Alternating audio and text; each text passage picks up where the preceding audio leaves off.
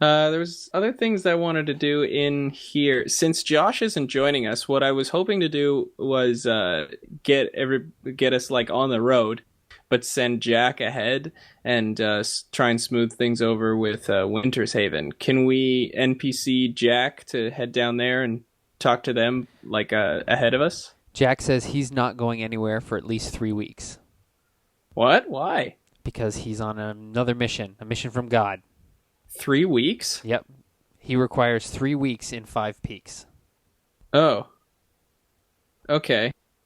Can you meet us down at Loofah or the capital city and stop on the way in Winter's Haven to smooth things over? It's not on the way to Winter's Haven. It's like the opposite direction from Loofah to 5 Peaks to Winter's Haven. Here, I'll throw us over onto the world map. What? So, oh, God. Let's just get rid of all these scribbles. There we go. All right, so... Freehand. 5 Peaks. Zooming in. Scrolling up. There we go. 5 Peaks is here. Winter's Haven is over here. Loofah is over here. Capital City is down here. Huh. I thought we went like straight north from Winter's Haven. No. Like I thought Winter's Haven was down here. Because we went north to the Silewood. No, you went northeast from Winter's Haven to the Silewood. Oh, but the Silewood's like here, right? Yeah, this is the Silewood. Ah, not this one. What's that one down there? I don't know. I can't read it on this map. It's a different forest. Okay. Okay, well, damn. Well, in any case, if we do the thing with the capital city, it'll probably smooth things over with Winter's Haven. Anyways, what else did I want to do? Oh, I wanted to see about getting that crown that the dog chewed up back to its former glory, if that wouldn't, like, be uncool with the family. Something tells me they'd want it to look not chewed up. I can imagine they'd prefer it to be not chewed up, yes. So is there like a jeweler in town that'll, in 5 Peaks, that'll fix that up for us? Heck yeah. Murgatroyd's got family that are jewelers. Could Murgatroyd do it himself? Murgatroyd's more in the stone cutting, not the jewel fixing. I mean, right. You could try, Murgatroyd. You've probably turned your hand to the manufacturer of jewelry before, but from previous descriptions of your character, you seem to be more interested in the stone cutting than the actual, metal shaping.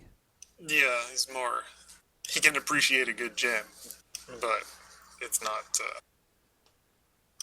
his forte. I'll hit it with a hammer if that's what he's asking. All right, so 5 days. If you hand that over, one of the dwarven cousins says that he can have it back to brand new in 5 days. Okay. In the same time frame, I don't know if I'd already dropped off my hammer to get the mithril inlays put in, or while we're bumming around, I can start that. Oh, yeah, and the basers and stuff. Yeah. For me, and that belt. Could we do like 5 days and it'll all be done? Or a week or whatever? Yeah, I'm fine with that. Okay. Over the course of the week, then I'd like to see if I could get the vials identified, but I'll be cool about it, saying like, I found these, I don't know what's in them. Try and find maybe try and feel out whatever dwarf alchemist I'm talking to. Yeah, there's even one in the Skittle family that's an alchemist, and he says, perfect. Yes, this is indeed blood. Is it like blooded blood? Oh, that's a very good question. He produces some other instruments and runs a few more tests and discovers that no, it is not blooded blood. So it's just regular blood. It's regular blood. He says, it's the extent of what I guess not orc or goblin blood because, they're slightly different colors. But apart from that, it could belong to any bipedal mammal or quadruped mammal. My guess is it's elf because that's where we found it. Oh, we found elf it blood, gross. He's like, get it out of here. Yeah, I know, right? So why would somebody like? What would be the benefit of storing blood? Uh, very, very powerful clerics can resurrect dead people, even if you just have a little bit of their blood. Ah, Like interesting. vampire snacks. Like vampire snacks, yeah. That would be another good reason to keep blood around. But I can't imagine that vampires would enjoy some elven blood. Yeah, no refined vampire. Ah, it'd be like eating a carrot. Gross. Do they have dwarf vampires? Of course they do. Dwarf vampires are the best vampires. Okay, all right, just asking. And there's 3 vials of this blood. I forget the number. So we'll go with 3 until I catch up to that podcast and listen in here and see if it's 5. I might have just said several, but we'll go with 3. I was hoping it'd be blooded blood, and the 3 of us could quaff back some and get some new powers. No, it is non-blooded blood. Okay. Well, that's about it for me. We could spend the rest of the time playing with the armor stuff and getting ourselves prepped for the trip. Do they have horses down here, or is there like a surface zone of 5 peaks where we'd get horses?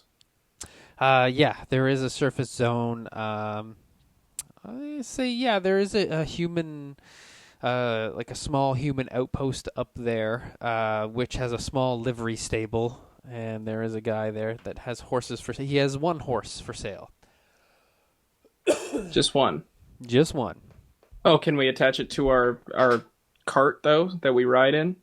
That you pushed all the way here? Yes, Yeah. you can attach that 1 horse to the cart. We'd go real slow though, probably. Yeah, it's yeah, whatever. You'll go with the speed that 1 horse can pull a cart. Okay. Does he know of a place nearby where we could go in just like a couple of days while we're waiting for the jewelry stuff? There's lots of places nearby. What are you looking for? Horses for this cart. Yeah, he says the closest place nearby to get horses would be Secret. That name sounds very familiar. It is familiar. It's where you guys went, that mining community, right up on the northern border. You guys went there to catch giant cave salamanders to take back to Rog Thunderhammer. Oh yeah. Yeah, Secret is about it's about 2 days down out of the mountains south. So we'd just make it there. But well, we'd get in comfortable amount of time. I'm trying to remember if we had any unfinished business there. I don't think so. I don't think so either. I'm just going through my notes. Does anybody else have any ideas of things we should or could do in the week? I'm gonna see if I can show some folks that I trust the football-sized chunk of bloodsteel or bloodstone or bloodstone chunk. Yeah. Well, I guess who do you trust? You can show your kin? Do we have any... Is it stuff that we could make weapons out of, or is it more like a jewel-type material? It is primarily used as a jewel for adorning things, but like any hardened stone, like flint or obsidian, it could be chipped into a dagger or arrowheads or spearhead. Would it be useful in a hammer? Yeah, you could very easily drill a hole right through it and put the shaft of a hammer in there and turn it into some type of hammer-like weapon. The beauty thing about bloodstone, if you're just kind of asking around to your family members who know about this kind of stuff, is that it's very easily enchanted. So if you took a normal stone hammer and wanted to get it turned into some type of magical weapon, it would take a certain amount of time and a certain amount of magical energy, and there'd be costs and things like that. But bloodstone is very susceptible to magic. So that's another reason why people use it so much in decoration and jewels, is because it's very easy to stick an enchantment on there. Say, get a ring that gives you bonuses to your AC, something like that. It's easier to enchant Bloodstone. Could I get the same dude that's putting the mithril inlays to hollow the hammery part of my hammer and seat that in there? And I guess he could sculpt it into more of a hammer shape. Yeah, I like that. Create a Bloodstone core for diplomacy. Yeah, cool. And then whatever the rest of it is, we can make jewelry out of it for the other guys. Yeah.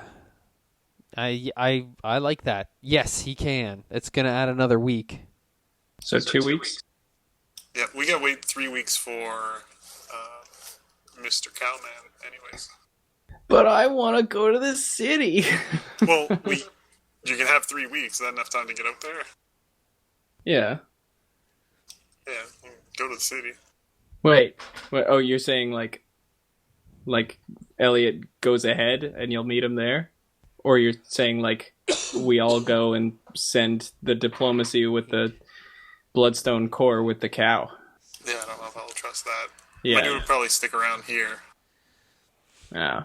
Well, I don't want to split up the party. I'm okay to wait here for another 3 weeks. And in that time, we could... 16 days walking to get to Loofah from here. No. I'll definitely go get horses from... whatever. From the secret. A little more, so 22 days walking to get to Anwire. Is there any kind of burrowing creature mount or something that is native to the underground? Yes, the dwarves use Beast of Burdens, but it's mostly things like goats, and the really rich guys can afford the giant lizards. How much is a giant lizard? And can they go outside? They can, but they don't like the sunlight, so you'd have to get a trained one, which will cost more. Those sunglasses? It's not just their eyes, right? It's their skin and everything. They're nocturnal creatures. Is there any giant gophers? I really, really like that. So there's none here, but there's gonna be. I guess they don't really have to be giant, just enough that a dwarf can sit on it. All right. Well, in the waiting time, I'll definitely go to Secret and get horses. Do you guys want to come? I'm looking at the shop where they're working on the hammer. Yeah. Don't want to look away. Pretty much. I'll be sticking around with Murgatroyd. Yeah. It's I'll go to whichever bar I can see the shop from and just drink there.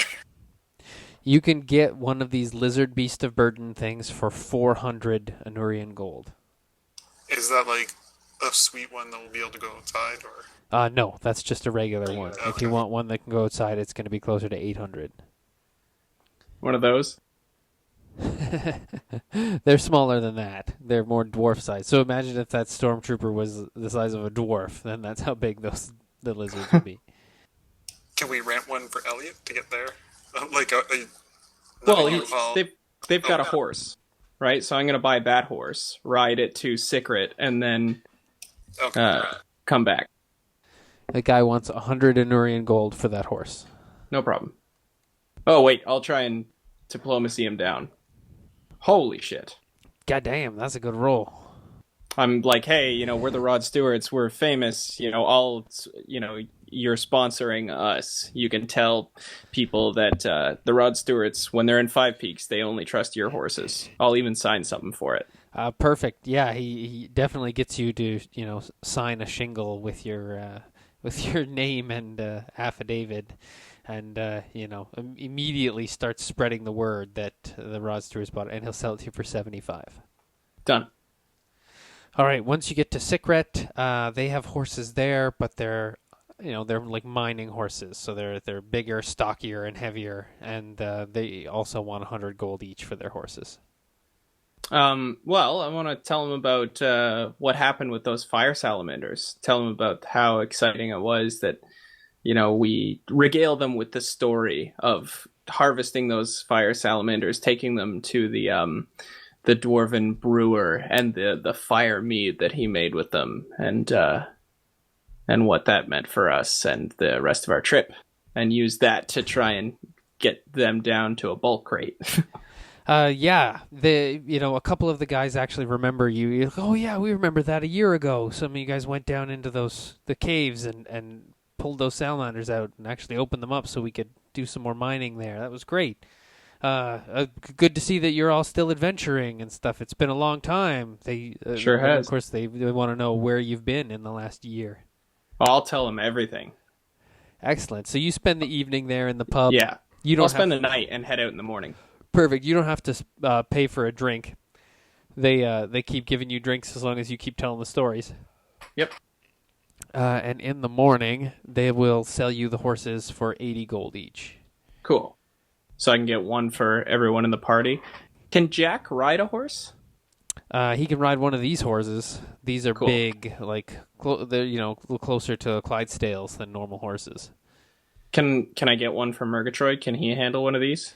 He would have to sit on top of the thing, right? There'd be no straddling going on either. Also, this is just for the horses. If you want like saddles and saddlebags and all that, that's extra. Well, I forgot that these are for the cart, so I really only want 2 to pull the cart, and then 2 spare. So 4. I've already got 1, so 3 is what I want. Okay, 3 horses. Yeah, 80 gold each. Okay, and for a bridle, can we do that for 100? Yep. Okay. Done. Okay. After the stories, I'll ask them if they've heard any rumors about what's going on in the north and what's happening locally. Excellent. Yes, they have heard. There's been some refugees that have made it through Five Peaks and through the Giants of Downs. People coming down from the Jurek Highlands, that there is someone there, some new powerful force that's just sweeping across the north and just capturing up cities and provinces as it goes. They are extremely powerful magical beings is the most kind of description you can get out of them. Witches, but not the White Witch, because the last person who came through said that's where they've kind of reached a bit of a stalemate now, is in battle with the White Witch. And so the Jurek are taking this opportunity to get out of the north as quick as they can. They hear also, it was great to hear tales that you told them about the Battle of the Undead in the Salwood, because they heard that terribleness was going on over there. Also, they tell you that there are more and more stories of civil unrest coming up from the capital city of Anwire, that it's really bad news there. This is one of them was like, yeah, my cousin over here, Shanaju, he was down in the capital city, but there just wasn't as much work as there used to be, and it's all very tightly knit gangs kind of running the boardwalks and taking control of the shipping. The merchants there are going unpoliced and have formed into vicious gangs that the nobility has kind of pulled out of the capital city and left it to be run by the merchants.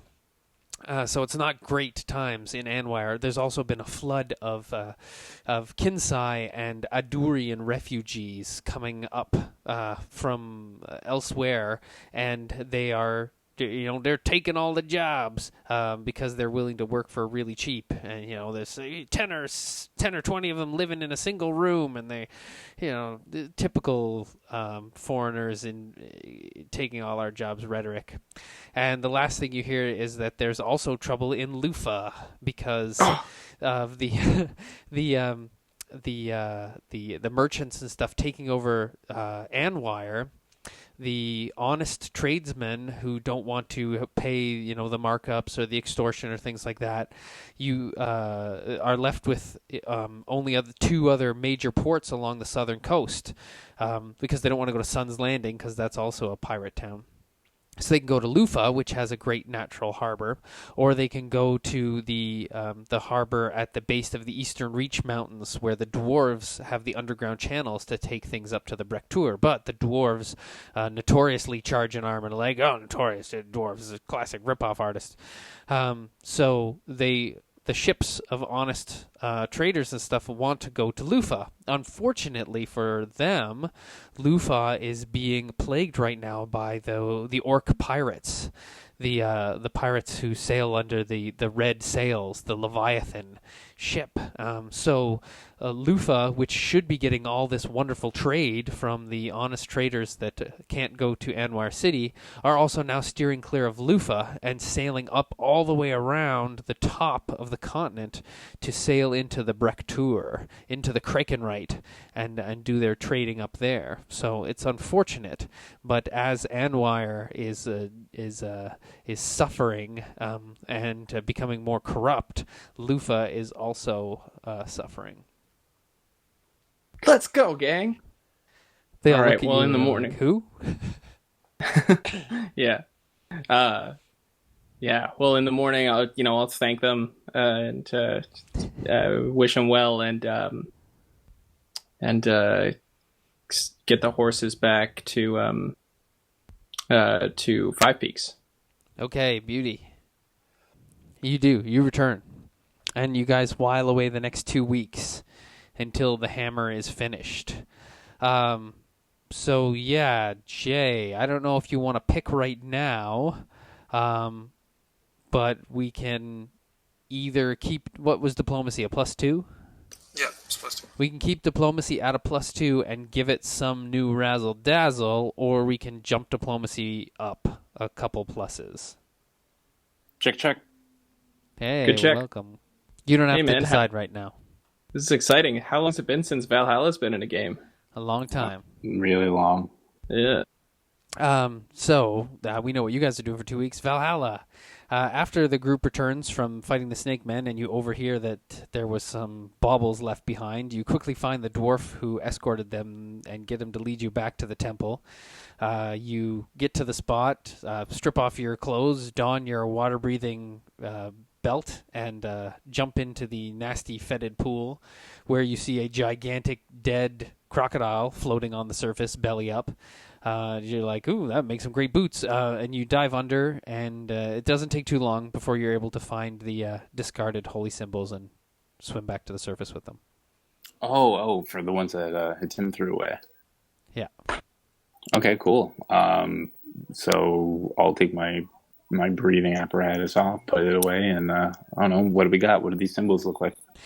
They are... they're somewhere here in my notes. Anyway, yeah, they're holy symbols of Azrai, who is the essentially the big bad chaotic evil god of the old gods. It's very serpent themed. They're made of like some type of semi-precious, like electrum or something like that.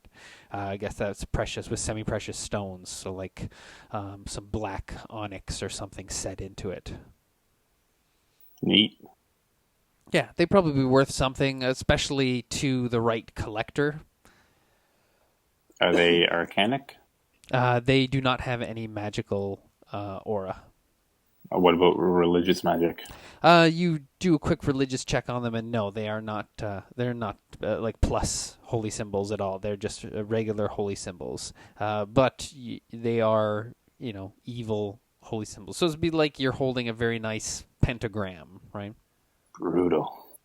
Okay, cool. Yeah, I'll put them in my bag. I'll wrap them in something so in the off chance that all my contents come out of my bag, I'm not holding a swastika and at a family gathering or something. Excellent. Yeah, they're something like that. Yeah, maybe not as the same evil connotations as a swastika, but definitely the same evil connotations as like an inverted crucifix or like a goat's head or Pretty metal. like a big medallion that said 666 on it. Right. Okay. And I think there was 3 smaller ones and 1 larger one. Have to check our notes. It's been so long since we played. Which it's wonderful to be back at the table with you guys, by the way. Yeah. Oh, thanks, buddy. Can I have the inventory one more time? New computer. I don't have it in my favorites. Thanks, Jay. Thanks. Excellent. So what was the last thing you remember, Valhalla? And we'll catch you up. Oh God, it's been a long time. Last thing I remember, I think we were talking about. Oh, last thing I remember was Dave was freaking out, or sorry, his character was freaking out, and I had to play some magic to tell us where he hid the card.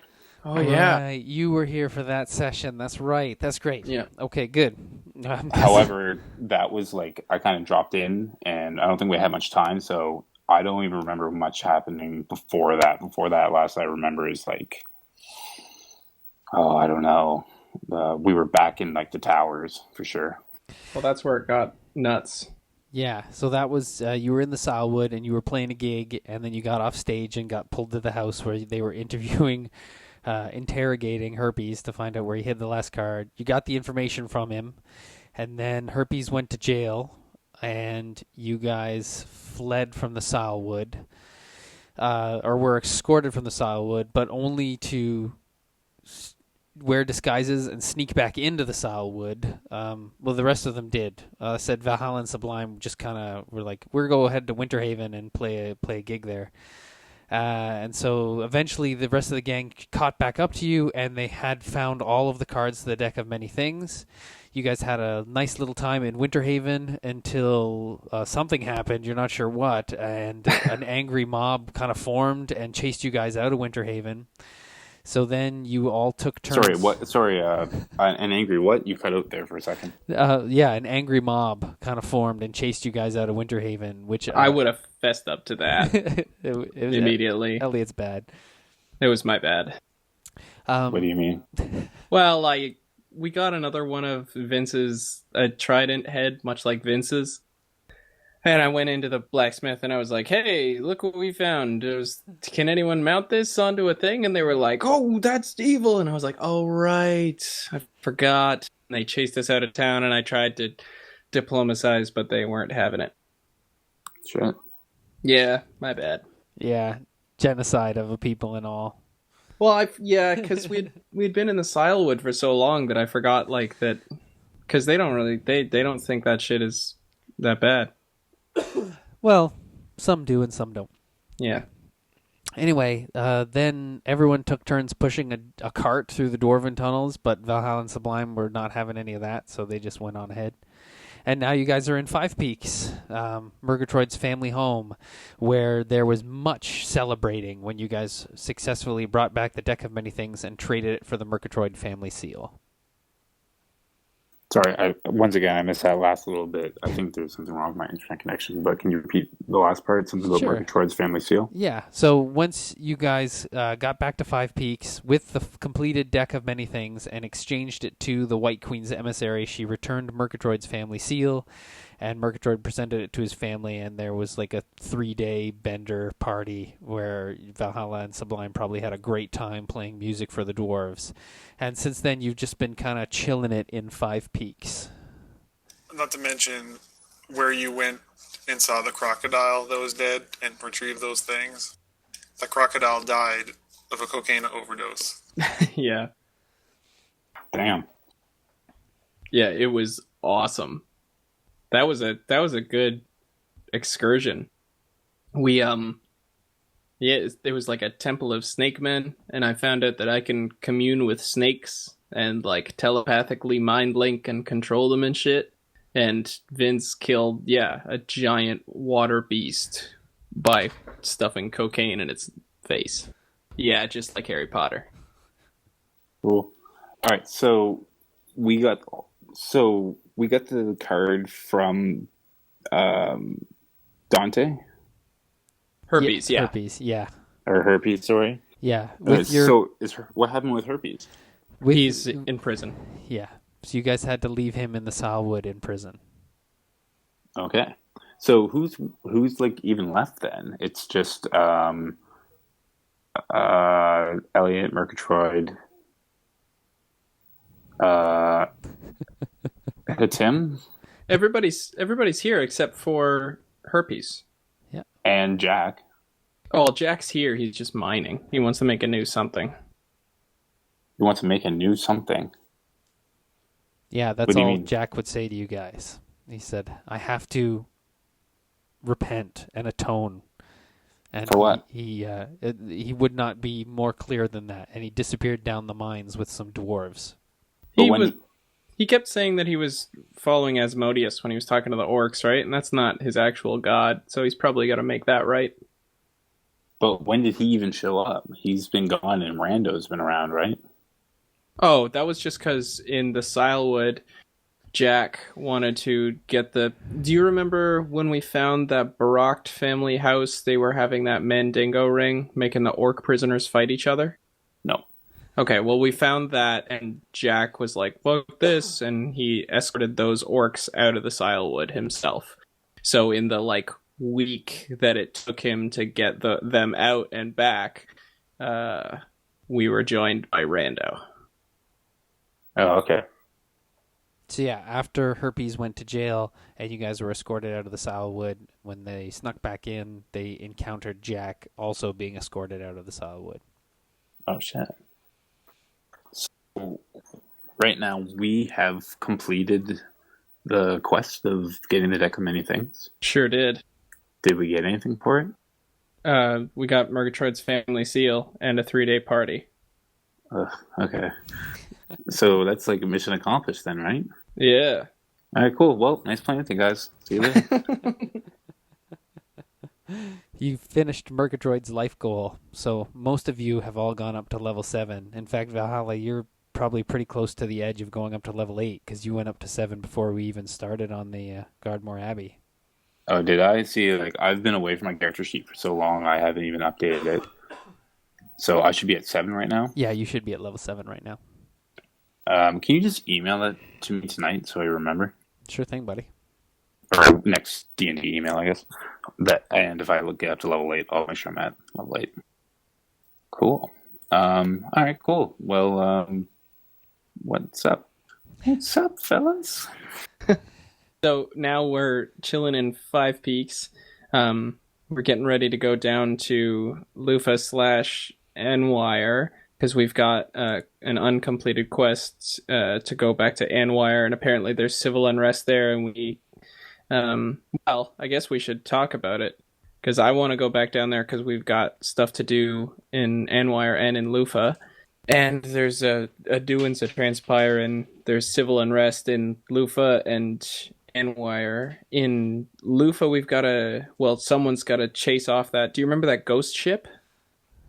Nope. With it's like the massive scary boat, and the red flag goes up before it shows up. I think you guys told me about it before, but I don't think I was there for it. So it's apparently in the docks, and for Loofah's trade to not tank, it needs to be dealt with.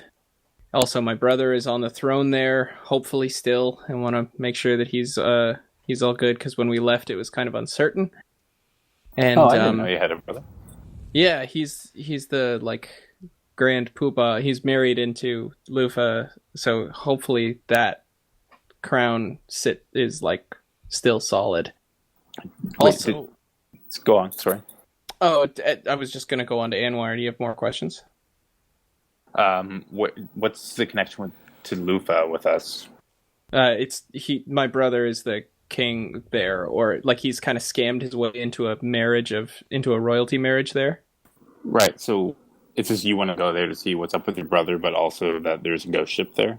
Yeah. Well, I want to make sure that because when we left, he was like, the marriage was gonna happen, but the vizier guy was trying to shut it down, and he was like, don't stir up any shit because it'll mess up with my jam. And we left, and we don't actually know if the marriage went through, if he is king there or whatever. So I'm hoping that we show up there and all is good. but I'm guessing that we're going to show up there and he needs something to happen before he can actually become royalty there. What does his royalty have to do with you? He's my brother. He could get us all kinds of cool stuff. And I want to see him succeed. 'Cause family, yo. Oh, okay. Valhalla doesn't understand. He's never had family. Oh. Sublime looks a little hurt at that. Well, I'm blood brother. It's different. Okay. So we gotta go check out this ghost ship. What else is on the agenda? Where are we right now? What are we doing this second? We're in the dwarf capital shopping. Oh man, that's a detail you missed out. What are we shopping for? I was gonna save telling him that we were shopping until I got him up on all the world stuff. No, I'll listen. I want to know where we're going and what I got to buy for. There's also all the stuff I gotta fly. Do you remember that girl that I revived from Murgatroyd? She's down in the south apparently too. And also the capital city where that guitar shop guy is has. If you bring him the pieces, he can build you that guitar. Yeah, I remember that. So that place, there's apparently civil unrest there, and they've got gangs all over the streets that we could help out with. We've also got to deliver a letter to that rich guy Themistocles from Padraig from Winter's Haven. I don't remember him. Padraig was the guy who sent us to Gardmore Abbey. Why? Because when we showed up at Gardmore, we kind of knew that there might be cards in Gardmore Abbey, and when we got to Winter's Haven, Padraig paid for us to... he hired us to chase out all the orcs. And then when we did, we got back, and he was like, oh, way to go. And we got some cards from him, and in exchange for him giving us a letter to deliver to Themistocles in order to get paladins and infrastructure up to Winter's Haven. Oh, okay. So we got to do that. Oh, but also in the north, there's apparently some super magical people taking a bunch of cities. So we could get in another war again if we go north, or we could deal with some more personal stuff if we go south. And deal with more civilization if we go south. All right. Is this Jake telling me this or Elliot telling me Elliot. this? Okay. I guess when you say getting in another war, I would roll my eyes at that. Yeah. Well, I mean, that's what we just kind of left from, right? I'm quite tired of all this battle. Yeah, I'm with you. I want to get back down to the city, get down to Loofah, so we can, clean up some stuff, be like local heroes again, maybe live comfortably, and then branch out to Anwire and find this Turns Landing place. That reminds me. And I've probably not stopped shutting up about it. Any of the dwarves around Five Peaks know about Turns Landing, John? Absolutely, they do. Turns Landing holds fascination for some of these dwarves.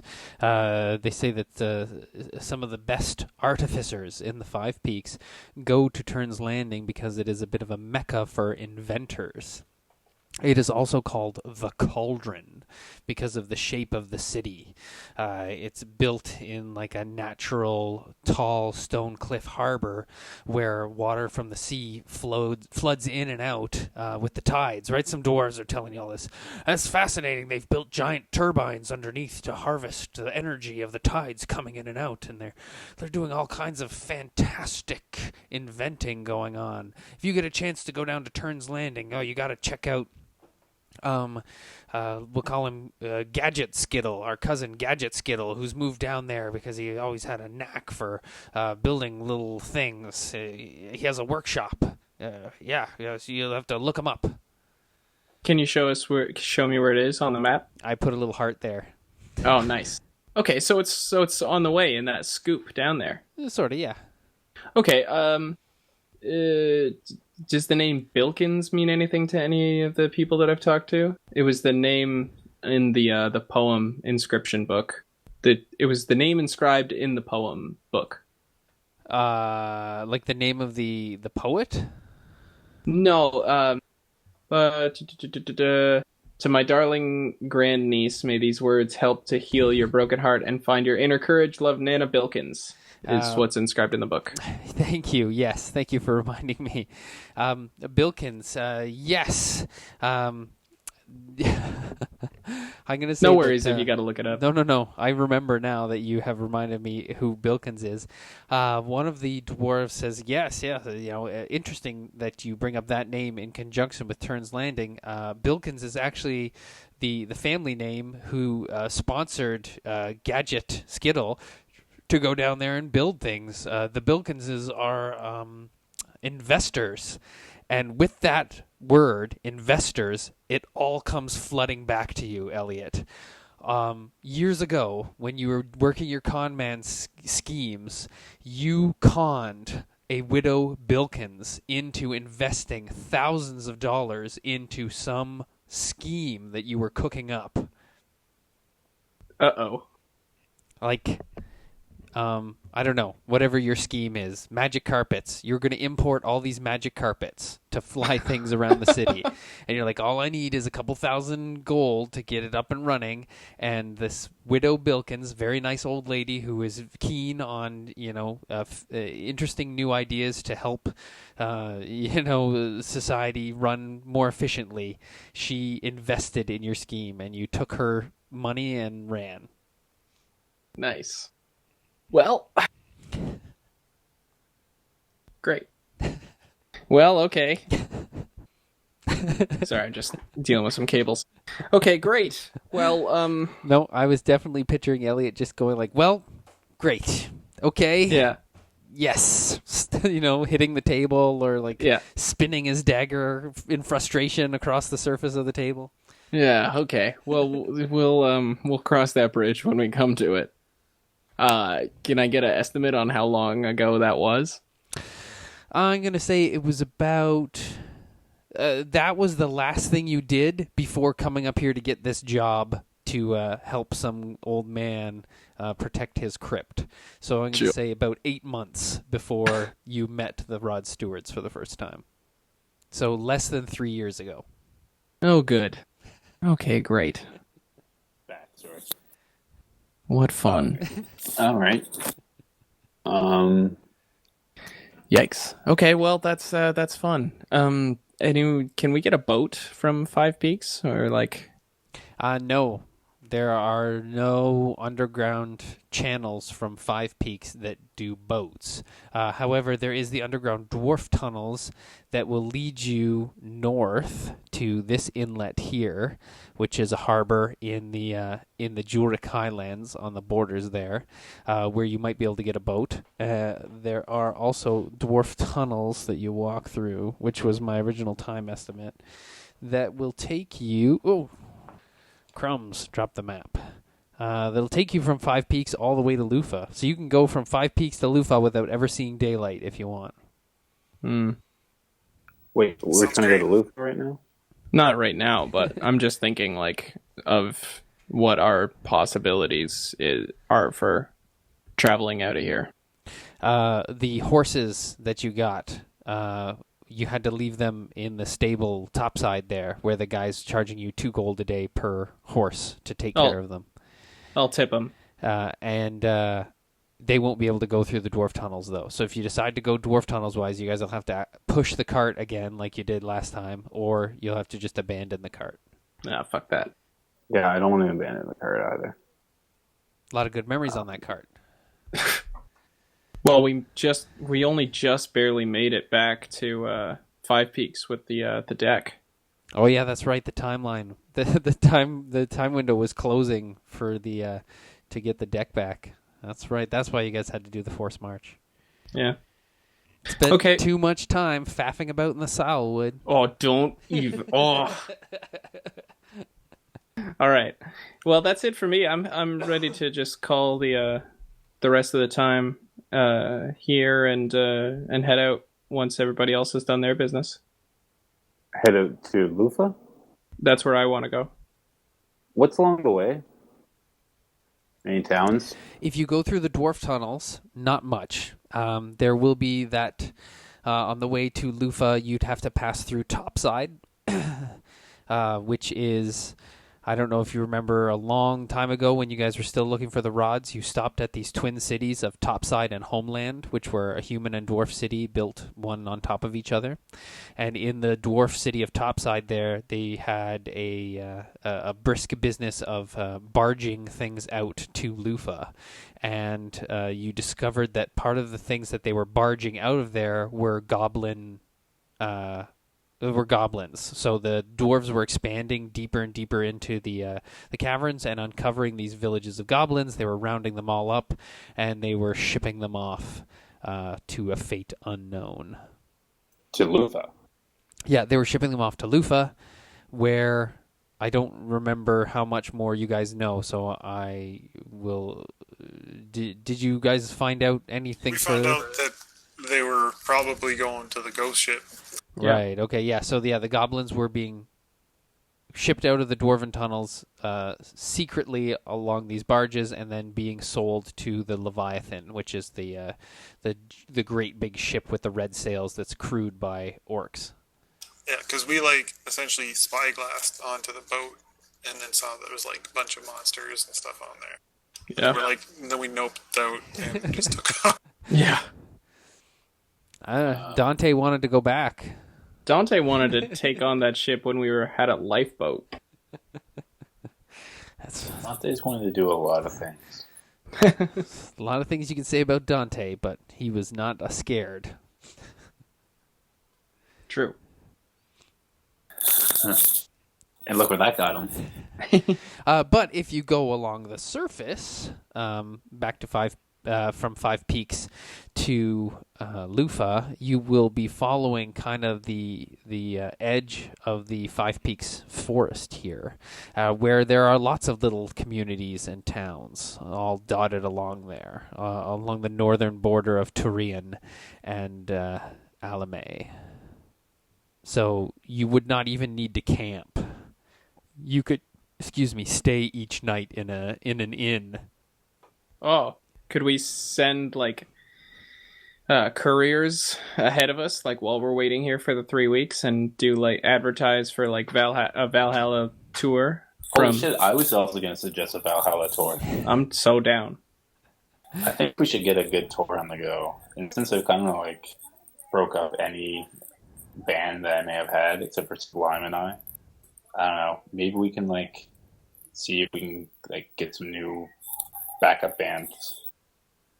Yeah. Can we hire a courier guy to at the end of the first week to start going ahead to all the towns along the main highway? I guess it wouldn't be the King's Highway because that one doesn't run there, but it would be one of the Royal Anurian highways. Yeah, we'll get him to advertise the show and start building buzz. We'll give him a per diem and some promotional funds to get it going. We'll get some posters printed up and a banner, and then drive in and make our money back from merch and door sales. And drink sales. Excellent. Yeah. So that also means that in these 3 weeks that you guys are chilling, getting all of your items and stuff built, you're going to get banners and posters and more T-shirts and stuff made up? Yep. Well, we already have some banners. Yeah, I still have 200 T-shirts. Those T-shirts are looking a little worse for wear now, but... What? Oh, yeah, that's right. How come? Because they've been months on the back of a cart going to the Salwood in the wars and through the rain and... I sell T-shirts. Yeah, those will be the specialty with real Valhalla grime on them. That's true. You guys got 3 whole weeks. Elliot can cook up. This is a whole new tour. You get new logos, this is the Road to Loofah tour. Yeah, that's I haven't recorded any new material in a while, though. Well, you've got 3 weeks, and here there are lots of dwarven musicians. I'm going to say, I actually have in my notes, when I was crafting the Valhalla Kazam band, you were supposed to get 3 dwarven backup singers, the classic Queen. not Queen, but yes, Queen style too. But like the soul singers that sang with the Rolling Stones and, God damn it, to take a walk on the wild side, and all the dwarven girls say do do do do do do do do, right, that kind of thing. And they had cool names like Trixie, Pixie, and Nod or something. Dixie, Trixie, and Mox, M-O-X. They sound like Pac-Man ghosts. But anyway, yeah, they're easy enough to find, and I guess Dwarven would be like percussionists. So you can get like a percussionist and maybe another horn player, although Sublime's like, oh, whatever. Maybe I'll do like a single, like a live on the road kind of thing. Or, better yet, I know what I'll do. I'll do like a session, like live at, the Dwarven bar, and then like just release kind of a demo tape for it. But, like try to make it seem like it's kind of this like, ooh, this rare thing that, only Valhalla fans know, but it's actually secretly officially released. But make it seem like it's a bootleg. Excellent. How would you like to record this bootleg? I want to find like a big church or something to record it in. No, I mean, in what medium, right? So right now, there's not really... I just say you've heard rumors that in Turns Landing, they are experimenting with ways to record the voice and sounds on big wax cylinders. There you go. That's so. We'll get down to Turns Landing and record your opus. Well, we'll do that. But in the meantime, let's just put on something on the cheap side. Scrying stones. Yeah, or like there must be something that we can record a short message. Yeah, you can use like a version of a magic mouth scroll. Yeah, exactly. Are those in demand? Would people buy them? You don't know. This is the first time that this has ever come up. I'm sure we got this.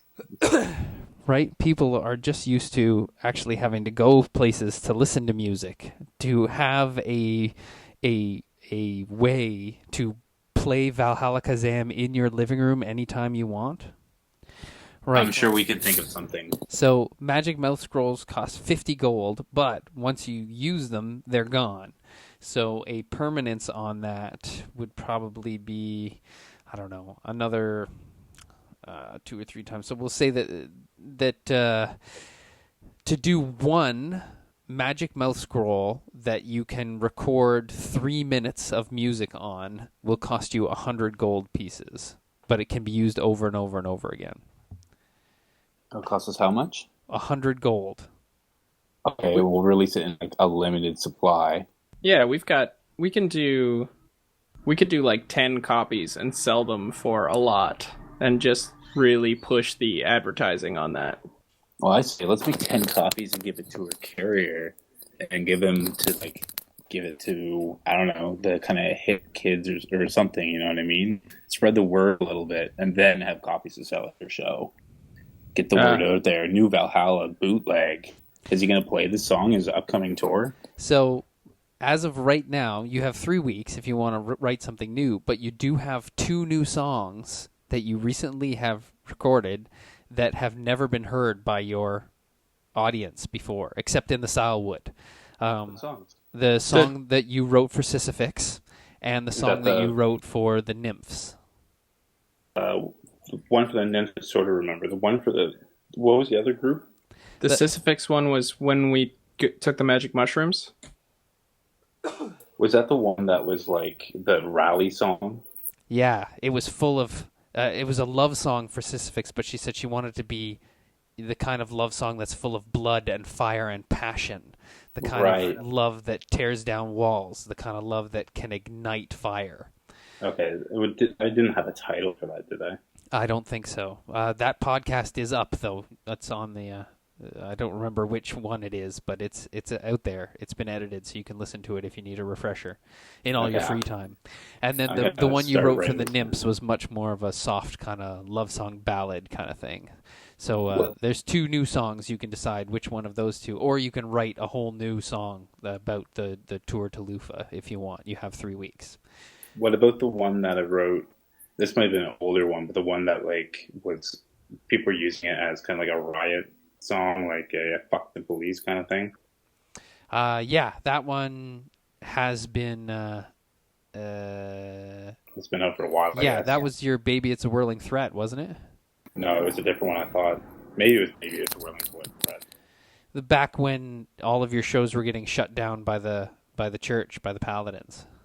We already did that one in Anwire. Yeah, back when you guys were in Anwire before, when there was all the racial trouble, you performed your rally song. Okay. So let's I'll put the one then. I don't think I'm gonna record something new. Maybe record like I don't know. I could have if I'm building hype. No one's ever heard these songs before. So yeah, let's just like record these. If no one's ever heard them before, these are good songs to record. I'll do these. We'll put them on this Magic Mouth seal. Release like 10 copies, get some hype built, and then make a few more for the show, and then make money off that. Okay, so you're going to record both songs. That's fine. So yeah, So- just 100 gold per copy. Okay. Do you want to pay for this, Valhalla? Because I've got tons of gold, and I'm happy to like front the upfront costs and get the reap the benefits, and I'll give you 50% after I recoup expenses. Yeah, well, I don't know. You've kind of been manager, so you can play that game. Yeah. In the so I'll let him do that. I want to go shopping though, and first we sell all the shit that I've collected. Well, We'll try to negotiate. sell We'll your negotiate. stuff maybe via email, and then you can do your shopping with the guild money for now. Because we have like I think 12 grand in our bank account. So Damn. Okay. yeah, we have 11,000 something. Wow. So I guess with the whatever cost, Jake, of doing the scrolls, also put on I'm going to say another 1,000 gold for renting the hall and hiring the studio musicians. Okay. And I also want shirts. Can I just go with... Oh, wait, that was in Topside that I got the last ones done. That's all right. We'll have to design some new ones. Yeah, and just use the same price. I don't know if you remember what it was, because I don't. I think it was like 2 silver per shirt to get them made. Yeah. I think we should get I think the old shirts are a little played out. Oh wait, this Valhalla. I think the old shirts are a little played out. I think your original idea of having something a little snappy and a little bit more precise was one finer, Elliot. Yeah. Do we... I forget what the last design was. Let's just like mimic the Van Halen VH, but do VK. It was a whole it was like my entire body, but then I was holding up the Valhalla hand signs. Oh yeah. Like it was huge. I'll come up with a cool like design. The Van Halen might be all right, but we'll find something that we can like turn it into its own Valhalla thing. Cool. All right, so yes, it'd be about 16 days travel, so that means it could be 16 stops. But if you're going to stop and play a gig in each town every day, it's going to up your travel time to 20 days. So I'm fine with that. That's fine. Perfect. All right, so some of the longer distances or nights that you have longer nights. So it'll be like a day do a show, then maybe 2 days do a show, and then a day do a show, and then maybe 2 days and do a show. But you'll have 16 stops all the way to Loofah. Right. All right. Let's do it. All right. Are you going to take these session musicians with you? The dwarven backup singers, as well as all the dwarven musicians that helped you record these 2 samples. Are you going to bring them along for the tour, or are you just going to do it with you and Sublime? I don't know. I think I'm going to do it just Sublime and I. It's more cost effective. Yeah, And that's what the scrolls are re- for. I don't really know who these people are, really. They should be honored enough that they get to play with Valhalla.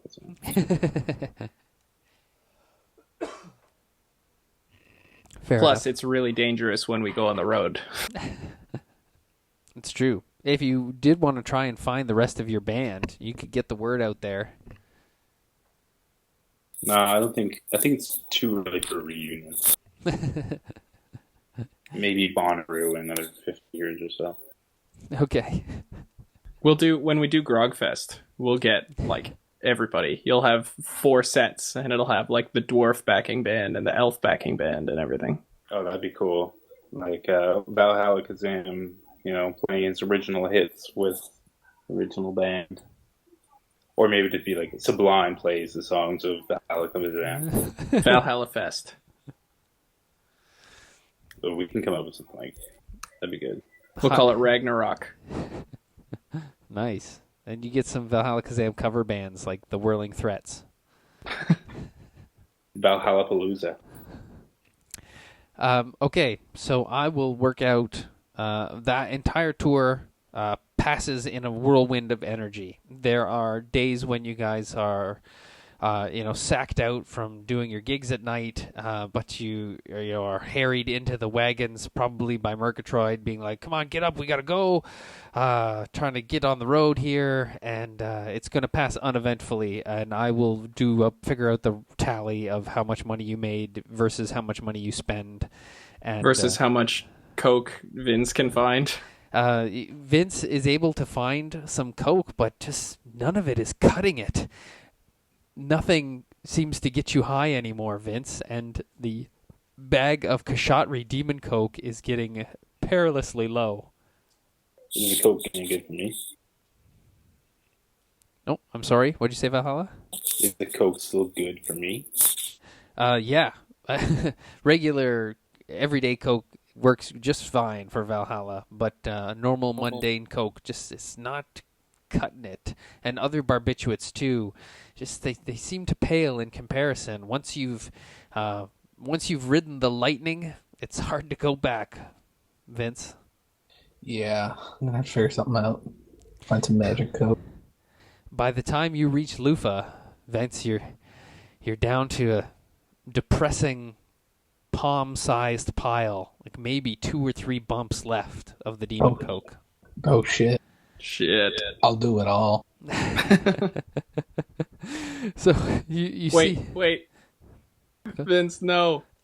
Can I try and stop him from doing it all? Yeah, I guess you see Vince just staring down at this pile of cocaine in the palm of his hand and just kind of shrugs his shoulders and goes to take the hit. But Elliot, you can attempt to wrestle it out of his hands or whatever you're going to do. I want to stop him, but less than forceful diplomacy. I want to do like talk him out of it, because I don't want him to be in withdrawal if we're gonna have to fight the Leviathan boat. I was like, save it for the Leviathan. What's the point? It's true. You're jonesing pretty hard right now, Vince. You haven't had any all day, and Murgatroyd got you up early at the crack of noon and onto this uncomfortable wagon to ride through the mountains past Purell towards Loofah. We're seriously going to need some stronger coke if I'm going to do anything here. All right. I'll hold off for now, but Yeah, we'll the Leviathan will have some coke. For sure we'll be able to get some demon coke here in Loofah now that it's all a shady pirate town. okay. So you just dip a finger and rub some on your gums to keep you pacified for now, Vince, as you guys ride exhausted into Loofah. where you can see it's not a pirate town. It's much as you remember it being. It's quite lovely and light and airy, but it is a little deserted. Last time you were here, you remember there being more ships anchored in the harbor. Now there's scarce half a dozen ships, and most of it looks pretty bare. A lot of the shops down along the harbor front are all boarded up, but I'm guessing you make a beeline to the palace, or are you going to go back to Dante's uncle's house? Palace for sure. We have nothing positive to say to Dante's uncle, and mostly we just want information on the Leviathan from him, right? I don't know. You're asking me? Everybody. I'm asking everybody. We could try to get some free room and board. We'll get free room and board in the palace. I'm pretty certain of it. I'm 70% sure. All right. You, after having to switch back quite a bit, because this being a mountain city built into the cliff face that overlooks the water here, the roads are kind of high up, and then there's sharp back turns and things like that. It takes a little bit to negotiate your heavy cart with your heavy horses down into the city and then up to the other side of the city to where the palace sits high up on a cliff kind of overlooking everything. You reach the front gates, which are closed at this moment, and there are a group of 4 guardsmen, 2 kind of actively standing by and 2 lounging in a small guardhouse, which is close by. But when they see a wagon full of 5 adventurer types, I guess the rest of the group are with you, but they're all just exhausted at this point, so there's 5, 6, 7, 8 adventurer types crowded into or walking beside this wagon. They snap a little bit closer to attention, and one of the guards comes over and greets you and says, "Good afternoon, sirs. How can we help you?" Hoping to have a parlay with the Do I remember what title my brother had? I'm pretty sure it was king.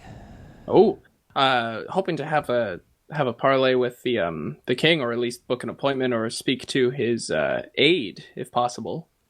They say yes. Do you have an appointment, or I guess we have a bit of a standing appointment. We left last time on.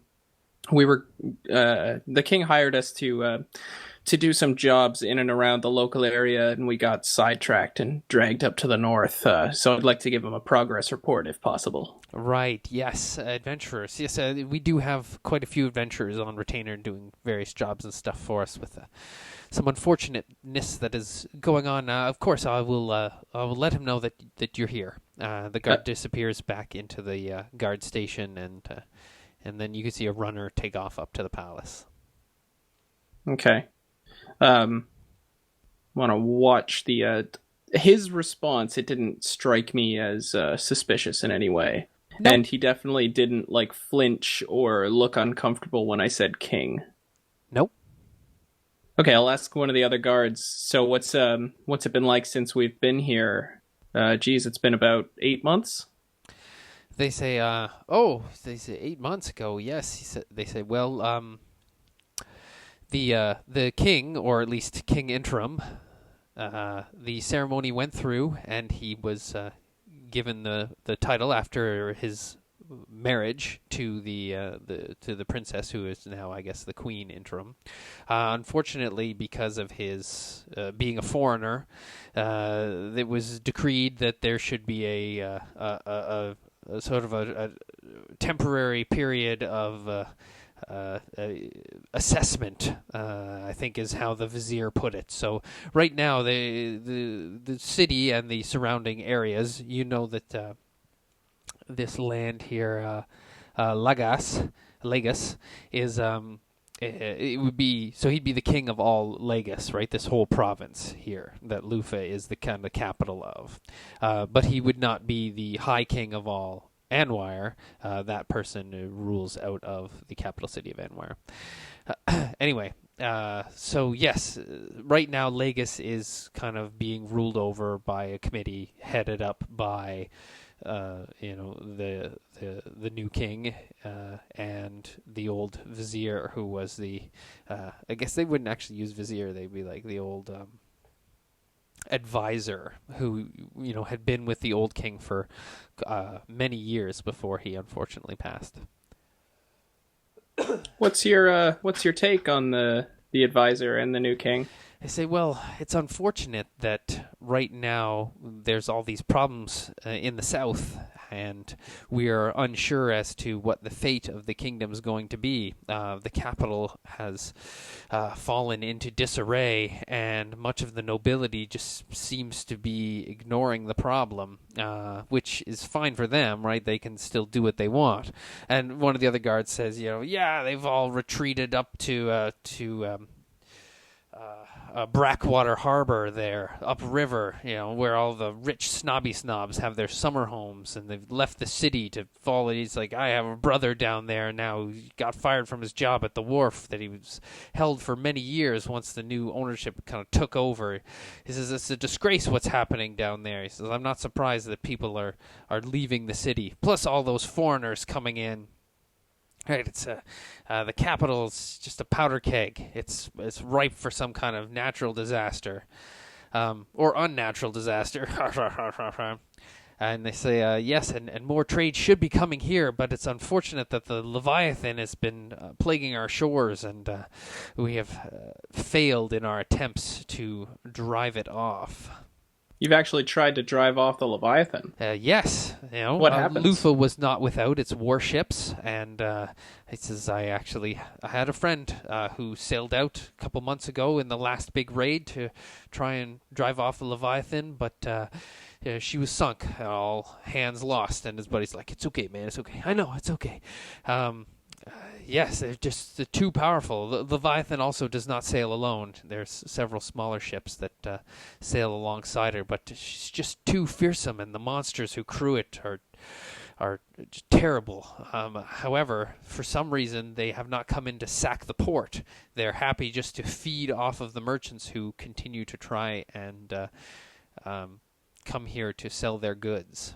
It's unfortunate, but Loofah is falling on hard times. If you are indeed adventurers coming to see the king, task number 1 will probably be to try and get a ship together and see if you have any better luck driving off the Leviathan.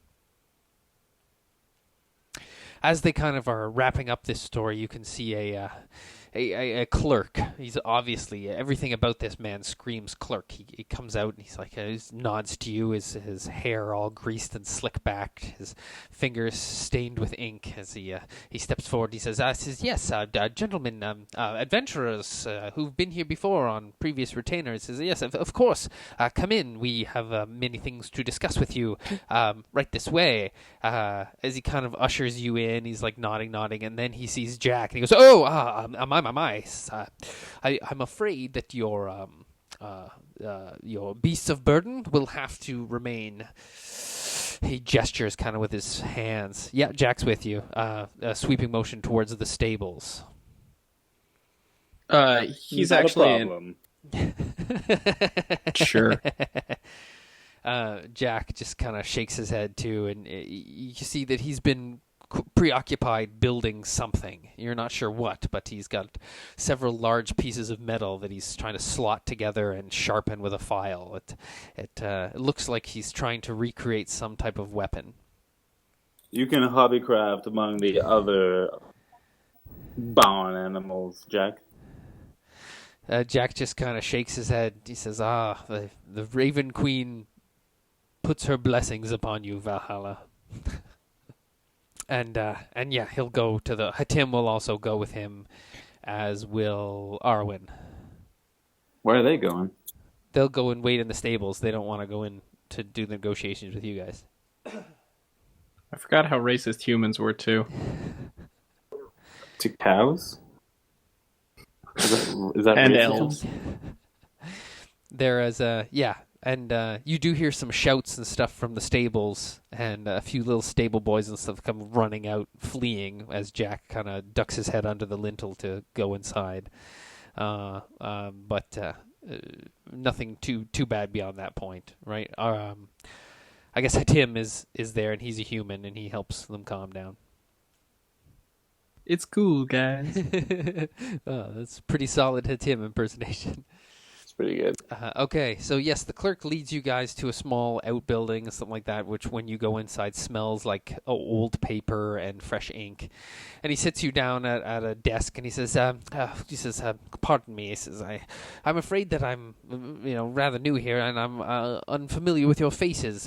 Could you please tell me your name, the name of your adventuring group, and perhaps some of the particular missions that you were engaged in? I can look you up in our files." The Rod Stewards is our name. Let's see. Nope. He's like, yes, of course, the Rod Stewarts. He goes back to some files and starts flipping through things. After a few minutes, he comes back and he says, "I'm afraid this is a little embarrassing. I don't have any outstanding files under the name of the Rod Stewarts. What were the particular activities you were engaged in for our kingdom?" Well, it's difficult. We've heard that things have changed much since we left. We were investigating the Leviathan trade. I mean, before we left, it was mostly just rumors, and then we got swept up and carried to the north, and then we came back. So things have changed somewhat. You're new here, right? He says, I'm going to get his name. Yes, sorry. He adjusts his spectacles and he says, yes, my name is Lorne. Yeah. When we were here before, you definitely weren't here. So it's good to meet you. If we could have a moment with the king, then we'd be able to quickly sort out all the issues. Is he around? He laughs. He says, "Oh my!" He says, "Yes." He says, "No, I'm afraid that no, the king does not necessarily speak directly to adventurers. It's not my department anyway. I answer to the vizier, or anyway to not the vizier, the advisor. We should name this guy. Let's call him Marks, Markx." He says, "Yes, Margs." He says,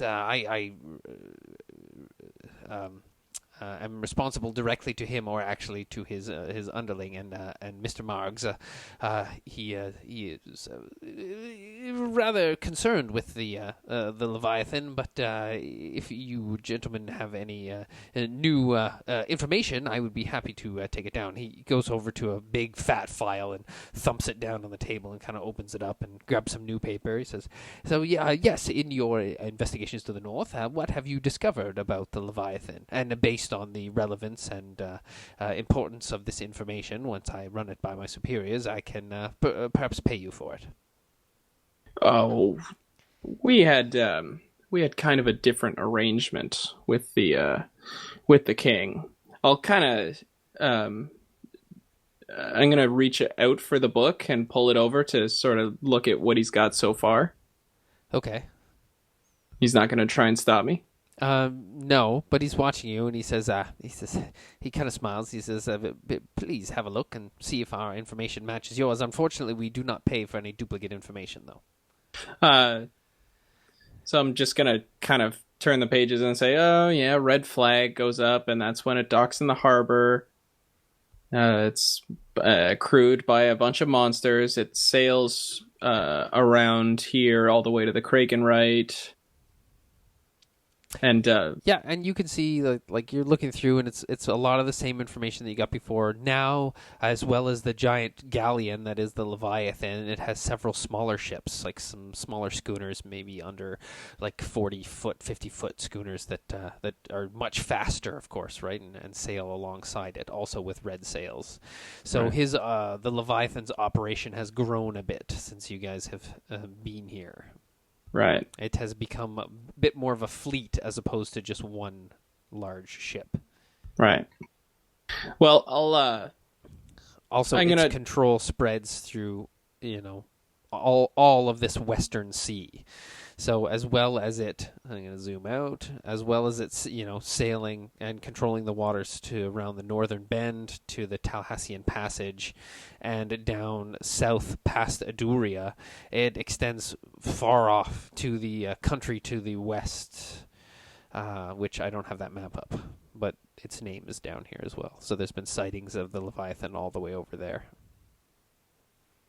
I'm not sure if it'd be bluff or diplomacy, but I'm gonna just try and kind of meet his eyes and say, trust me, the king will want to speak to us directly. You can, if you have, you can tell your superior that that Elliot and the Rod Stewards are here.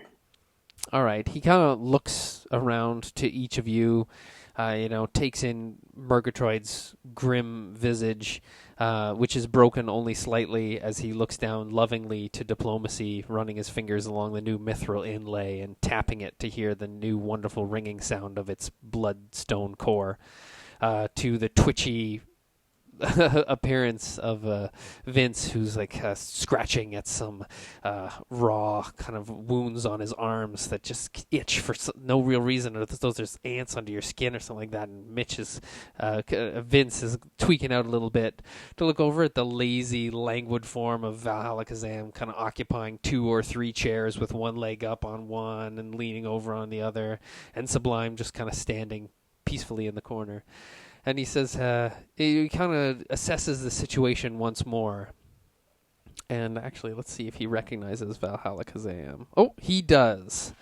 So after a moment of kind of looking around, he says, wait a minute. You're Valhalla Kazam, aren't you? One and only, baby. He says, oh. Goodness, Mr. Kazam, it's an honor to have you here. Please, one moment. Why didn't you speak up? Of course the king will want to see you. Nice. It's not of me to brag, honey. All right, he disappears, and in very short order, a much fancier dressed individual comes barging through the door. You can see Lorne standing back through the other door, his ears quite red, as though he was just given a stern talking to. And this individual was, Mr. Kazam, welcome. I'm terribly sorry about all this. And he gestures around the clerk's room. And he says, gentlemen of your stature should not be meant to wait in these kind of accommodations. Come with me. All right, come with me. Excellent. He says, has your luggage been seen to? Yes, I believe he's waiting in the stable. He looks a little bit perplexed at that, but then his smile immediately flashes back on. He says, you do us a great honor appearing here in Loofah after your long and very widely well-received tour. He says, I understand that despite the unfortunateness of several protests, so once you guys got started off on your tour, I should have said, the first maybe half dozen shows went really well, but the more the word got out that you were doing a tour, more the religious rites started to show up again, and the paladins of Halen started to show up to try and keep the peace and keep order, for fear that once again the raucous rock and roll music of Valhalla Kazam would incite fervor in the general public, and put the evil thoughts in children's minds, sort of thing, corrupt the youth further.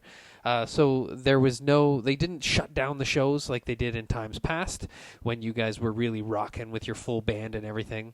But they were, as soon as they found out what your guys' tour was, they definitely had a presence, and you could see that they were keeping an eye on you. This guy, though, he says, we're very happy to hear that your tour was a grand success and that it has brought you here to Loofah. He says, I do hope that you are planning to do some kind of show here. A grand bandstand can be erected and set up for you very quickly here in the palace courtyard. The whole time he's like ushering you along closer and closer to the palace. You start to see things get nicer and nicer and nicer, and very soon you go through a door where you're in like marble floors and plush carpets, and you're just like, okay, this is better. And he guides you to a beautiful gilt drawing room with big white alabaster pillars, and everything is gold leaf and it has a gigantic perfectly white piano which has gold inlay and stuff like that. Yeah, this is this is more like where Valhalla Kazam waits for things, not some cramped little clerk's office. It's always better when they recognize you instead of having to say, like, we've got Valhalla Kazam with us. I think. And I agree. you do see, once you kind of look around, you see that there are guards here in this room as well, but these are guards that require a higher passive perception to notice because they are much better at their job, and they are wearing much nicer clothes, but their weapons are still weapons hanging off their sides. And your buttocks barely have time to dent the very comfortable and expensive white settees that you stain a little bit with your grungy clothing. But do you care, Valhalla? Sorry, repeat that last part. Grungy clothing. Yeah, you guys have been on the tour and on the road, so like your clothes are probably a little road dirty and dusty stuff. Unless you, I don't think so. I've got 7 extra sets of Valhalla clothing plus the one I'm wearing plus one for shows. Perfect. So you changed your clothes before you got into Loofah? I change my clothes every day. Perfect. All right. How about the rest of you? I know Elliot's got the clothes that magically clean up, but Murgatroyd and Vince? Oh, I was going to get that too, and we never really did it. I But I look do like remember I'm doing addicted to coke. All right, we'll put that in an email. Oh, it's perfect. Cocaine is a hell of a drug, so Vince just puts his boots right up on the white couch, and he's like, fuck your couch. Fuck your couch. Anyway, it is very, very short time before the king kind of sweeps into the room, and he immediately goes straight to Valhalla first, but you can see Elliot, he flashes you a quick wink. I was hoping for that. Goes over and he's like, Mr. Kazam, welcome. You know, it's an honor to finally meet you. He says, you know, I caught one of your shows months ago back in, excuse me. Back in Avenil, you were playing at this bar that was called the Golden Cockerel. Oh my goodness, what a show! The dust was falling off the rafters in that place, and the women. Oh my goodness! My lovely wife, right? He gestures over to his wife, who's very pretty in a demure kind of royalty way, and she smiles and nods at you, and she says, Mr. Kazam. She says, I have not heard any of your music personally, but I understand it is quite lively.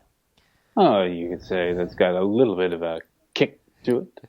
She says, well, I certainly do hope you will put on a performance for us here. I understand that since your presence has been noted, construction has already begun on refurbishing the band shell in our courtyard. She kind of gestures out one of the windows where you can see already there's a flurry of activity of guys pulling down tarps and taking things out of storage. So where there was like a big, beautiful band shell overlooking a large kind of garden area, they're tidying it up. Sweet. Excellent. He says, please, Mr. Kazam, you and your retinue. He kind of looks around at the rest of you and flashes you a big smile, Elliot. He says, your entourage are more than welcome to stay here at the palace. It would be our pleasure to have you. He says, and speaking of having you, please join us for dinner. He says, it is nearly, dinner time. You'll have an hour or two to freshen up if that's your will. And he kind of now looks at Vince for the first time as then looks at Elliot and kind of gives you a look like, what the hell, Elliot? And looks back at Vince and is like, yes, and then please join us for a meal in the master dining room. Why, I suppose. Fantastic. Pottlesworth here, and he claps his hand, and a butler kind of shuffles forward. We'll show you to some rooms. Pottlesworth. Right. Yes, Pottlesworth shows you guys up to some rooms.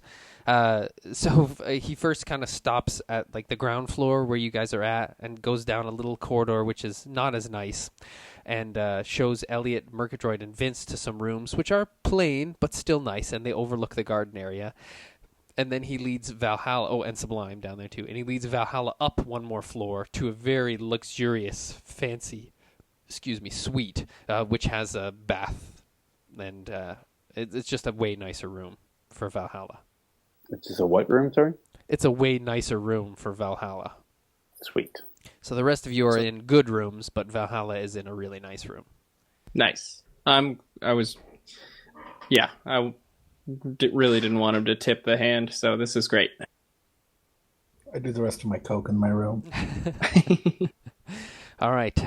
Yeah, Vince, you kind of lay it Second out, door closes.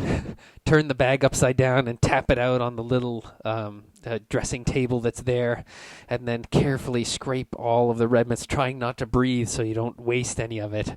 And you scrape it into, the last nice clean line. Oh, and you look up in the mirror, and for a second you swear you see Kshatriy behind you, just kind of smiling and nodding his head. You look behind you, and he's not there, and then look back, and you look at your face, and for a second you don't even recognize your own face, right? Your eyes are red-rimmed, your nose is like crusty and infected in places, your cheeks are sunken. You look like you look like you should be in that Requiem for a Dream movie. As you bend down and take the last big blast of Coke, which then when you snap up and open your eyes, you look at yourself in the mirror and look, no, I look great. You're like, oh man, there's color in your cheeks. You look strong. You look healthy. You look like $1,000,000. There's fireworks going off behind you. You're like, everything's fine. Everything's going to be just great.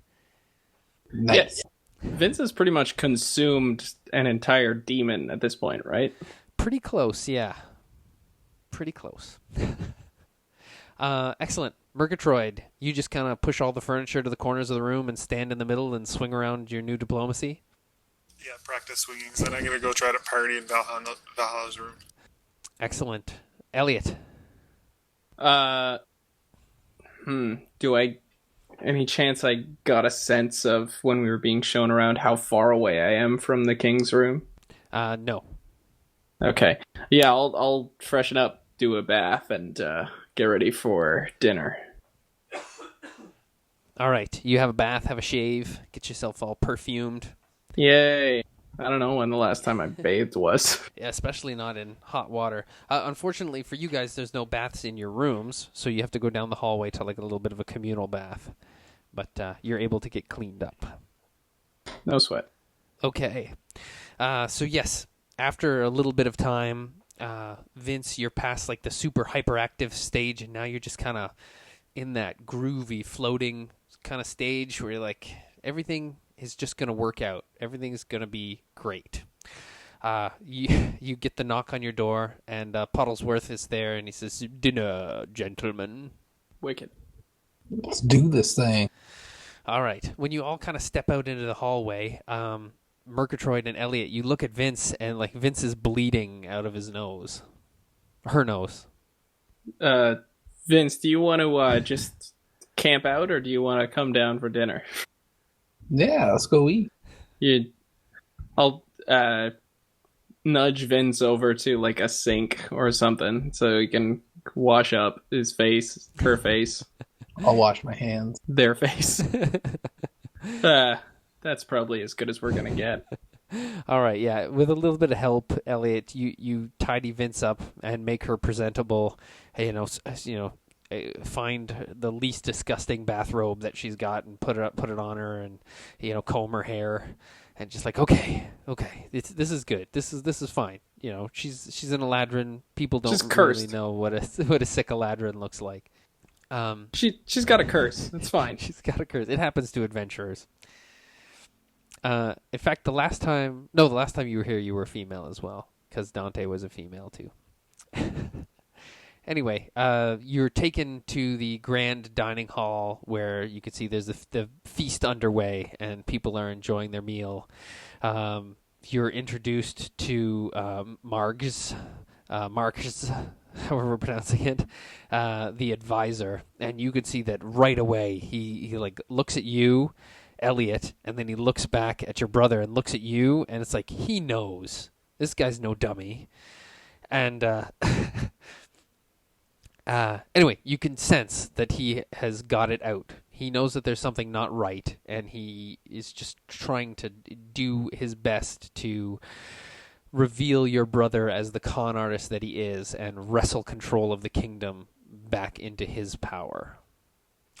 The dinner conversation leans a lot to that, like, oh, where are you from? To you, Elliot, where did you grow up? Do you have any family? Well, tell us a bit about your adventures. And then he keeps coming back to questions about, who your father was. What did he do for a living? What did you do before you became an adventurer? That kind of stuff, right? He's super creepy uncle probing, trying to get some type of leverage that he can use against your brother. Oh, well, I meant the super creepy uncle was Dante, because when Dante's uncle was... We were staying with Dante's uncle and Dante was female, then there was weirdness there. Gross. Yeah, there was some weirdness. But yeah, this guy is... I mean, this has been my whole life, right? Is this kind of deception. So I'm not... Do I feel like I'm more in danger than I have been in previous? Not really, because you're old hat at this, and you came into this dinner with already a great backstory in mind.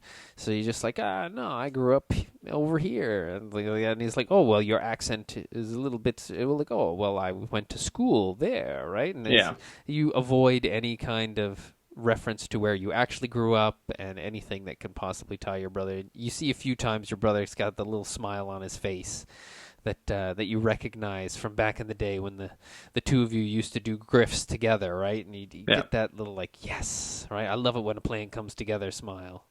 The old Vince Vaughn and Owen Wilson. Yeah. Yeah. Okay, so mostly I'm going to try and steer the conversation to like the current affairs and what the Rod Stewards can do to get Loofah together, and what a concert with Valhalla would entail. Right. Well, before you can talk about current affairs and the whole time that Mars is trying to get all this information out of you, they, especially your brother, wants to hear about what happened to you guys since, right? Because you guys let him in on a little bit of what was going on with the 9 rods and the Lich and everything, as I recall. So he's very keen, and the more you guys kind of tell these stories of the places that you've been and the interesting people that you've interacted with, going to the Shadow Realm gets a gasp from all of the ladies around the table, and meeting different types of elves and creatures, dealing with the White Witch, going through the old giant cities, and all this great tales of great adventure. You start to, when you come to the subject of what they can do for you now, immediately, right, the kind of hubbub goes around the table that, well, these may be the adventurers who can deal with our problem with the Leviathan. To which Marsh, immediately is like, oh, this is gentlemen. The problem with the Leviathan can be handled in due course. He says, these adventurers, they don't need to be bothered into something. You start to get, like, any time somebody brings up the Leviathan, Marge just starts to change the subject really quick. Yeah, I'm thinking that this guy has a deal struck with them, and that's part of why they haven't sacked the port.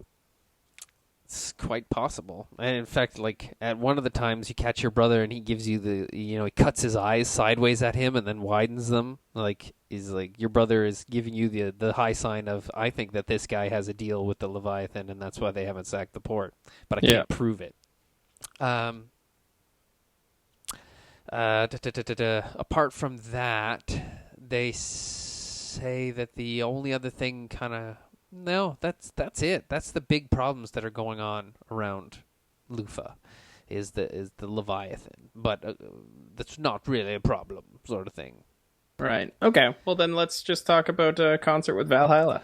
Excellent. Well, they want a little bit of time, a couple days, so they can invite the neighboring dignitaries, especially the prince and princess of Purell, who are apparently rather big fans. They caught your last 2 shows and will be very excited to hear that there's going to be a show going on here at the palace.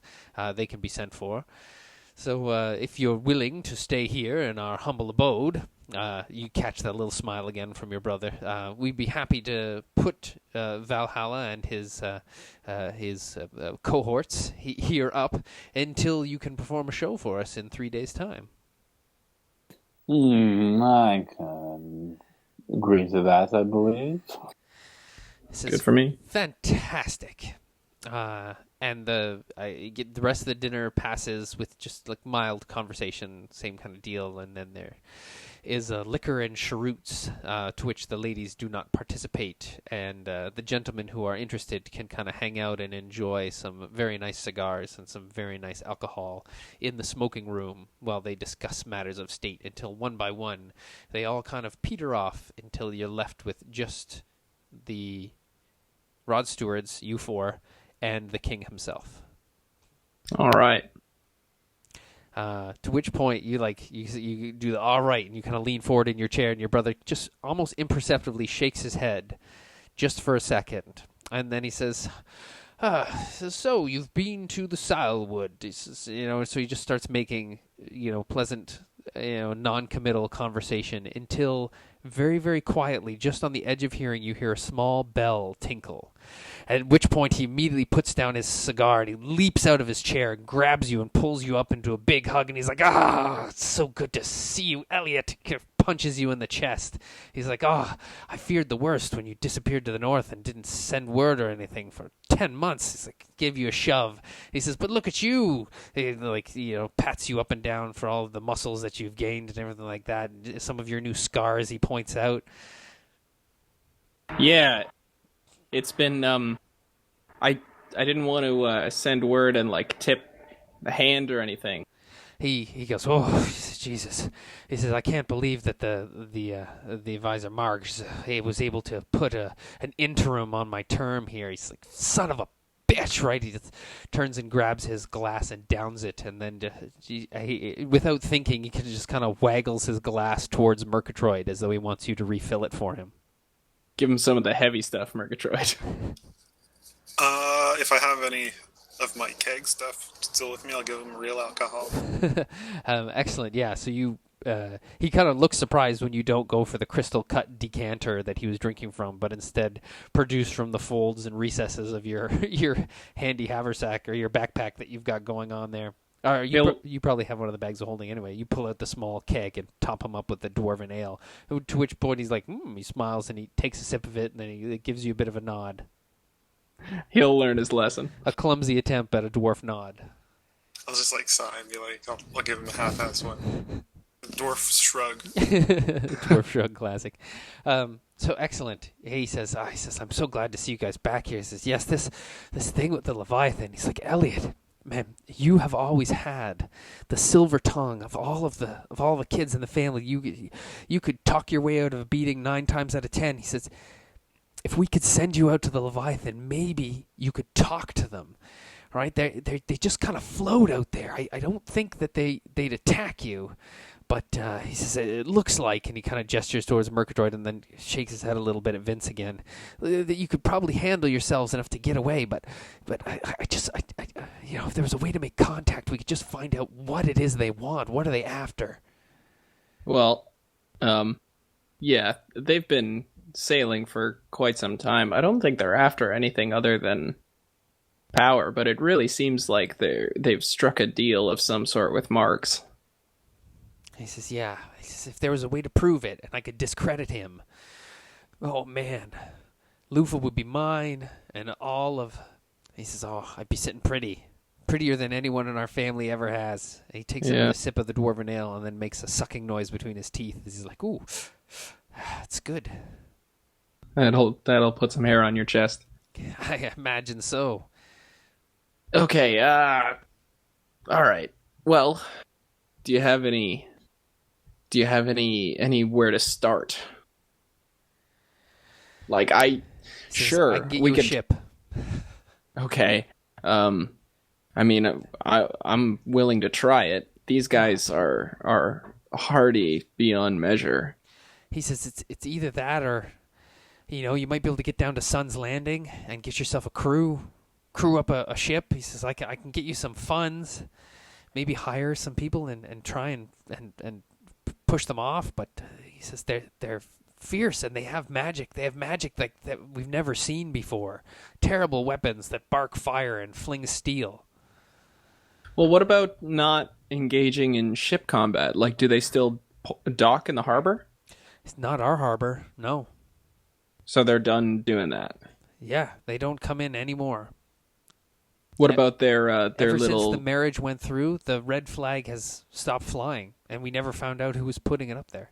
Huh. No. Problem solved. Next town. No, we gotta. He kind of smiles a little bit, and he says, "Yeah." He says, "Our problems are actually pretty pale in comparison to what's going on in the capital. Right. It's really rough down there, Elliot." This one's personal, though. True. Okay. Well, what about did their little schooners dock here? How are they getting supplies? We don't know. Is there any way we could stop merchants from sailing out to see if we can force them to dock here? He says, I suppose that would really draw an end to our businesses, though, right? We're suffering, but we're still doing enough trade here to just kind of hold on, right? If we stopped ships going out altogether, then a lot of the merchants would just pull up stakes, right? They there's a lot of talk of them moving to the Brectur anyway, where they're getting more and more of our business, whether people be sailing around the Horn, and he just kind of gestures to the north, or they're using those dwarf canals, which I hear that they're expanding all the time. Now they can get 3 barges abreast down those dwarven canals in the eastern reach. Okay. So you can get us a ship. Is it a ship with any weaponry, or is it just He says, "Yeah, I can get you a ship with a ballista, not a problem. Archers. Okay. I think we've even got some sea mages we could get on board for you if you're keen."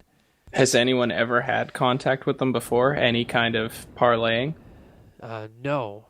They unfortunately, every time I put up the idea to just kind of establish some type of communication, it gets shot down, and the members of the board just kind of, they either want to ignore them or destroy them. They're having a hard time trying to find a middle ground, and I think it's because Marx has some influence. How much do you trust your guards? Some I trust very well, others not so much. He says, if you need to speak to a guardsman that you can trust, speak to Glenheim.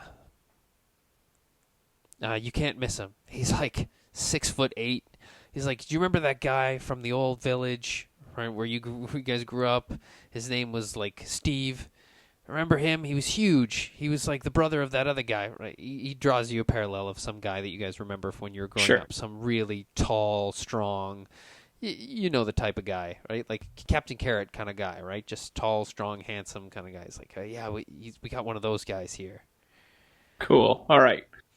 Well, we've got some connections to kind of the underworld, so we might do some recon, find out what we can. How do you guys feel about this attempt to parlay, and if that goes sour, then fight our way out like we normally do?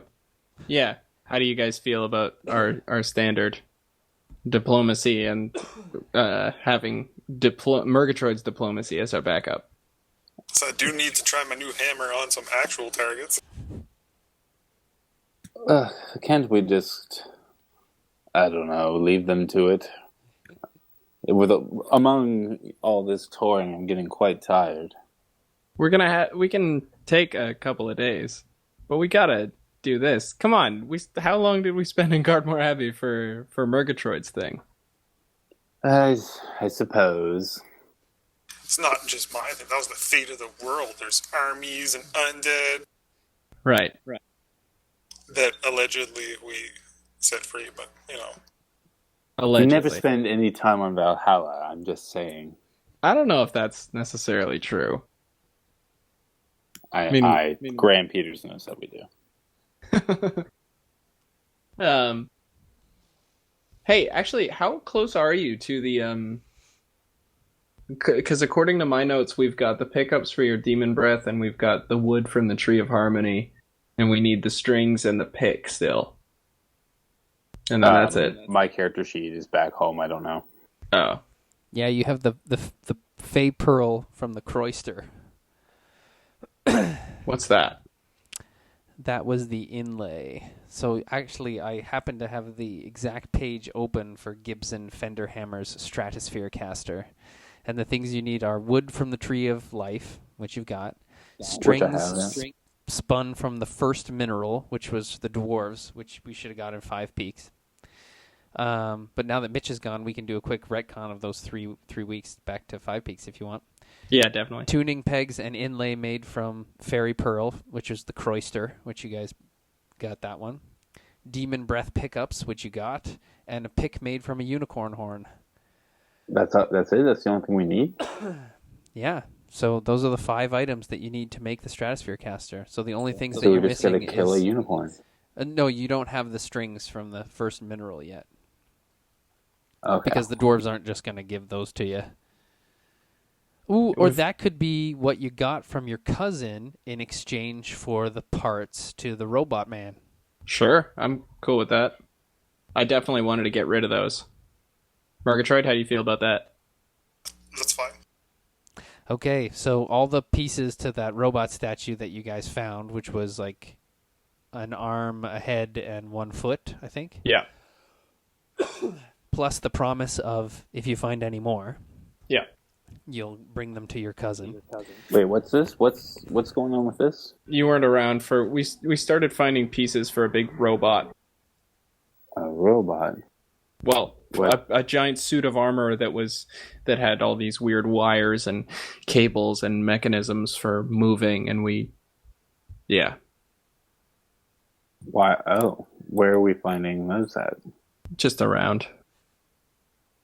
Not just around. The first one appeared in a flash of lightning that knocked Vince on her butt. Oh, okay. Did you have an adventure planned for the strings? Because we could do that as metagaming. I don't know if you want to do the Leviathan with just the 3 of us. I'm happy for it, but if you had something big planned. Nope. Oh, I'm not going to be able to stay. I'm not going to be able to stay up too much later. I got to go to bed soon. Yeah, All right.